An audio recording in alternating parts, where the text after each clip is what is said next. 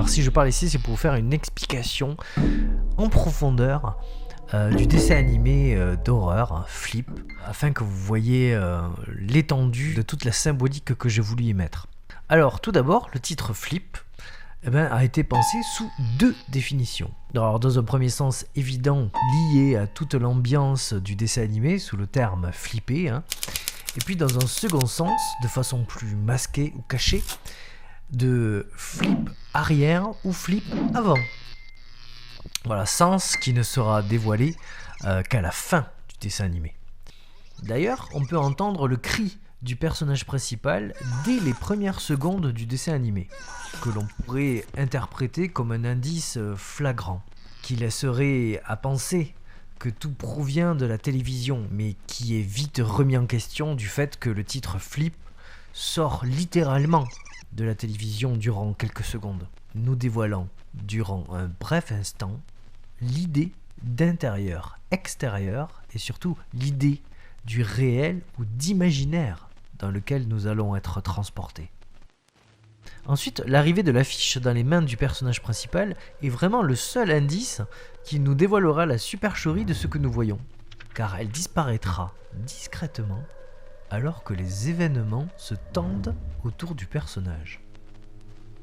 Et que le loup-garou est déjà dans la pièce et qu'un rec est en train de se matérialiser de la télévision. On peut aussi revoir ce même loup-garou camouflé pendant l'arrivée du rec. D'ailleurs, en parlant du rec, il est bon de se pencher sur le rôle de ses mains dans ce dessin animé, qui sont des éléments clés qui servent à la création du suspense. D'ailleurs, toutes les mains dans le dessin animé sont des indices potentiels qui nous relient à ce que pense réellement le personnage pendant son sommeil.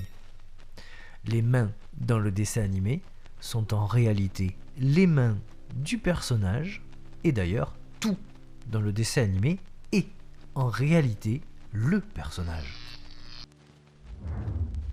Le fait de se cacher les yeux est très révélateur de ne pas vouloir voir la réalité. Et donc ici, de rester endormi, comme l'est en réalité le personnage. Tout l'invite à fuir de ce rêve. On peut voir les traces, ici, qui vont vers la droite, comme pour lui indiquer la marche à suivre pour sortir. Et ici, le bras coupé, qui lui indique le fait de perdre la main, en quelque sorte, s'il ne fait rien. Autre élément que j'ai inclus, ce sont des croix qui indiquent une forme de cible continue sur le personnage principal, afin de soutenir une ambiance lourde et pesante. Et puis le dénouement final, avec ce symbole évident de mise en lumière, avec l'interrupteur. D'ailleurs, le personnage de Bigfoot, mi-animal et mi-homme, ici dans un comportement calme et inquiétant à la fois, montre le bras coupé, comme pour indiquer au protagoniste que la seule marche à suivre pour survivre est le mouvement. Et qu'en lui prenant une pantoufle verte comme le symbole d'espoir et de nature, et bien que la fin du mauvais rêve s'efface. Mais comme ce rêve est lié à ce mauvais film dans le réel qu'il est en train d'entendre pendant son sommeil, il n'est pas possible de ne pas être réveillé en sursaut. De là, nous pouvons revoir les éléments de son cauchemar.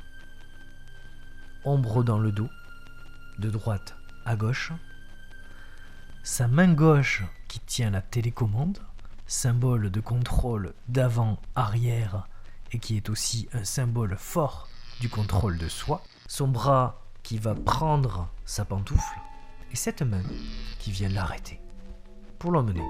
Mais où d'ailleurs ? Eh bien, dans ce dessin animé, je soulève l'idée de l'autre dimension.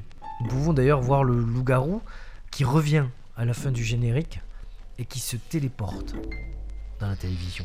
Un flip avant et un flip arrière met la tête dans tous les sens et donne alors une perception inversée aussi de la réalité.